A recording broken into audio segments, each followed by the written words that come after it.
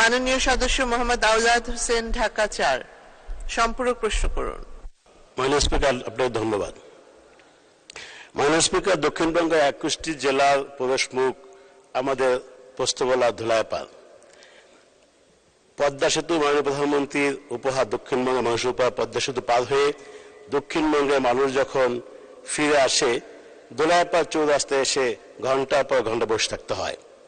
আমরা আপনারা দেখেছেন এবার বিভিন্ন মিডিয়াতে আমরা ঢাকা ৪ এবং ঢাকা ৫-এর সংসদ সদস্য স্থানীয় রুয়ারি বিভাগের ট্রাফিকদের নিয়ে দিন রাত কাজ করে এবার ঈদ ফেরত মানুষকে নির্বিঘ্নে আসার চেষ্টা করেছি।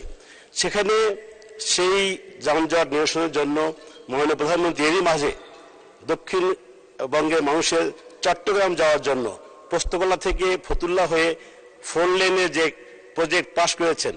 আমার প্রশ্ন, সেই প্রজেক্টটা একটাকে পাশ হয়েছে, যথাসময়ে দ্রুত সম্পাদন করলে আগামী রমজান ঈদের আগে আশা করি যানজট হবে না, এরকম একটা নিশ্চয়তা দেওয়া যায়।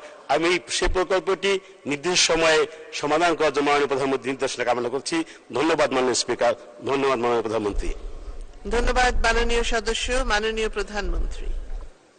মাননীয় স্পিকার, আমি মাননীয় সদস্যকে বলবো যে আমরা তো যানজট নেওয়ার জন্য ইতিমধ্যে কাজ করেছি এবং সে ধরনের প্রকল্প নিয়েছে, একটাকে পাশও করেছে এবং এটা যথাসময়ে বাস্তবায়ন হবে।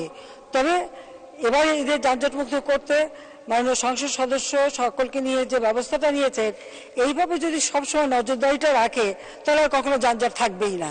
কাজে আমি আশা করি মাননীয় সংসদ সদস্য তার এই দায়িত্বটা যথাযথ পালন করে যাবে। আর আমরা এই এলাকা আমি জানি যেখানে আরো যানজট যাতে না হয় তার জন্য যথাযথ ব্যবস্থা নেওয়া হয়েছে এবং সেই জন্য প্রকল্প গ্রহণ করা হয়েছে। তবে প্রকল্প বাস্তবায়নে তো সময় লাগে, রাস্তাঘাট তড়িঘড়ি করে করলে হয় না। এমনি আমাদের মাটি নরম, আমরা অন্যান্য দেশে রাস্তা করতে যা খরচ লাগে আমাদের খরচ অনেক বেশি লাগে, একটা মাত্র কারণে যে আমাদের দোআঁশ মাটি, নরম মাটি, যেটাকে বলে জোড়া মাটি। এখানে কাজ করতে গেলে আগে মাটিটাও তৈরি করতে হয়। আমরা এখন আধুনিক পদ্ধতিতে করে যাচ্ছি, যার জন্য রাস্তাগুলি টেকসই হচ্ছে।